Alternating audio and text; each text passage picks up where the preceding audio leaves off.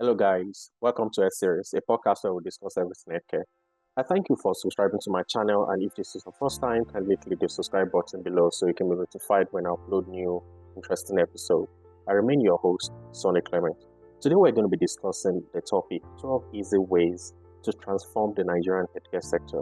Transforming the Nigerian healthcare sector requires a multifaceted approach that addresses both immediate challenges and long-term structural issues. In this podcast, I'm going to be sharing with you some of the key strategies that could lead to meaningful transformation.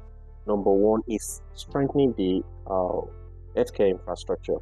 And this can be achieved by either upgrading existing facilities, building new facilities, or improving the supply chain. And what do I mean by that?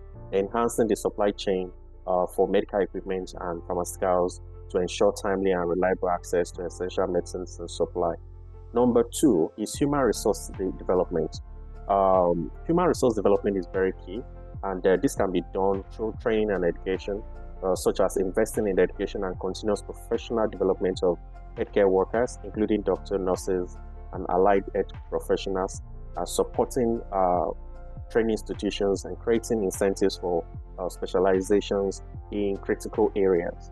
The other part is retaining skilled workers. Implementing policies to retain healthcare professionals more than ever before has now become very, very essential and critical for the survival of the Nigerian healthcare sector, including competitive salaries, improving working conditions for these healthcare professionals, and career advancement opportunities to reduce brain drain, also known as JAPA.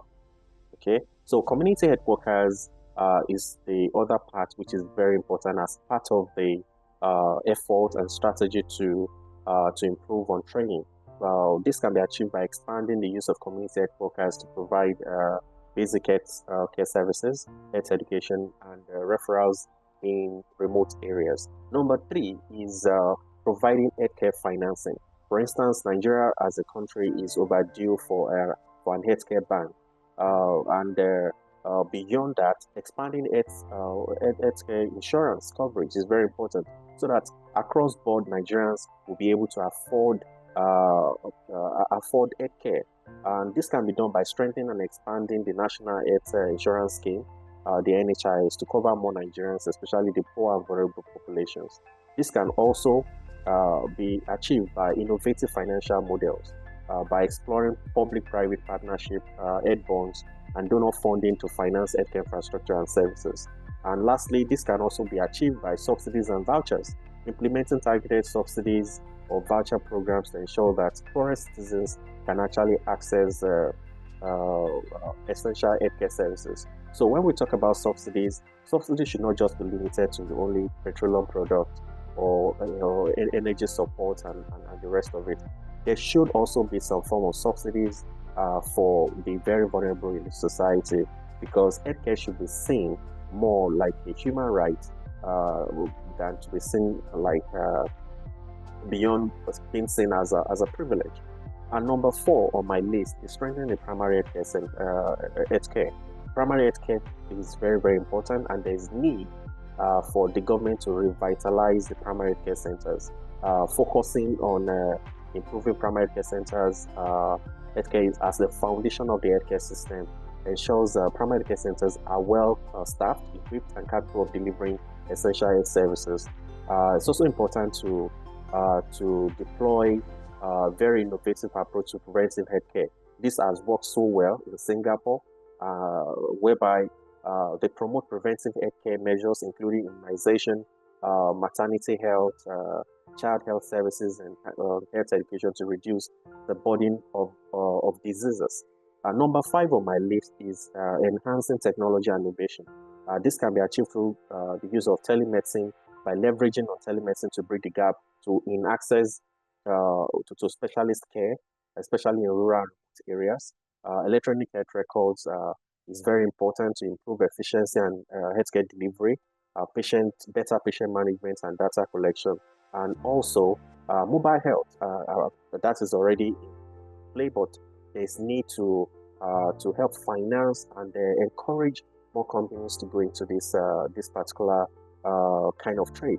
by utilizing health models, health platforms to deliver health information, reminders, and support to patients and healthcare workers. Number 6 is improving governance and accountability.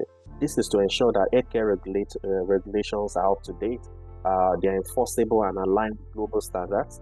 This includes licensing, quality control, patient safety regulations. This can also be achieved when we talk about improving governance and accountability by also tackling corruption, which is very key because this is going to help implement strong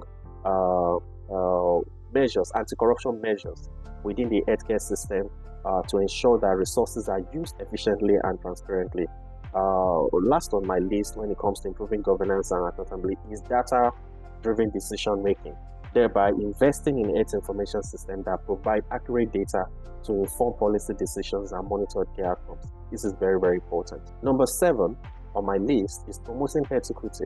Address social determinants of health, implement policies that addresses the social determinants of health such as poverty, education, housing, and sanitation to improve overall health outcomes, like targeted interventions can also be used, thereby designing healthcare programs that specifically target the vulnerable population, including women, children, and elderly, and those in the rural areas especially. I extensively dealt with these particular points in my previous episode, so you may want to check it out yourself. Cultural competence is also very important. This will ensure that healthcare services are culturally sensitive and tailored to the diverse needs of the Nigerian population. And number 8 is public-private partnership. It's important to engage private sector in healthcare delivery, infrastructure development, and innovation. PPPs can help to increase efficiency, bring in investments, and improve service quality. This cannot be done by government alone, so we therefore need private funds. The other part is collaborating with NGOs, non-governmental organizations, to work with non-governmental organizations to implement health programs, especially in areas where government reach is very, very limited. And number 9 is health education and awareness. It's very important to run nationwide campaigns to educate public on key issues such as hygiene, nutrition, family planning, and importance of regular checkup. This is a model that has worked so well in Singapore, which is called affordable excellence. I think this can also be adopted here in Nigeria, and we can have a better outcome in our system. The other one is the school-based health education, integrating health education into school curriculum to teach children about healthy lifestyles from early age. Number 10 is research and development, thereby investing in local research, support local research institutions to study health challenges specific to Nigeria, such as malaria, sickle cell diseases, and non-communicable diseases. Clinical trials and innovation, encourage clinical trials and development of innovative healthcare solutions tailored to Nigerian context. It's important to update our regulatory framework, update our health policies to reflect current realities and emerging health challenges. Legislative support is very important. This is to enact and enforce laws that support universal healthcare coverage, patient rights, and health systems strengthening. And number 12 is emergency preparedness and response. It's very important. This is going to enhance the capacity of health public systems to respond to emergencies, including epidemics, natural disasters, and other health crises. We recently had one of the century, the pandemic COVID-19. We also saw what happened. So it's very important for the public health systems to be well abreast and very well positioned in order to deal with any form of epidemic or pandemic that could break out again in the future. Community-based surveillance is also very key. This can be done by developing community-based surveillance system to detect and respond to health threats quickly. I know this is there are a lot of framework by the WHO across the country, but it's very important for federal government to also key in, especially leverage on its network of primary care centers. So in conclusion, transforming the Nigerian healthcare sector requires comprehensive and collaborative approach that addresses the root causes of existing challenges while building a resilient and sustainable healthcare system. By investing in infrastructure, human resource, financing, technology, and governance, Nigeria can create a healthcare system that meets the needs of a diverse population and ensures better health outcomes for all citizens. That's all we have for today. Thank you for tuning in to Health Series. We hope you found today's episode insightful and valuable. If you enjoyed the conversation, don't forget to subscribe, rate, leave us a review. It really helps us to reach out to more listeners like yourself. Be sure to follow us on Facebook, Instagram, TikTok for updates and to join our growing healthcare community. If you have any questions, topics, or you'd like us to cover, or guests you would like to hear from, feel free to reach out to us. We'd love to hear from you. Until next time, stay informed, stay healthy, and keep exploring the world of healthcare with us. Thanks for listening.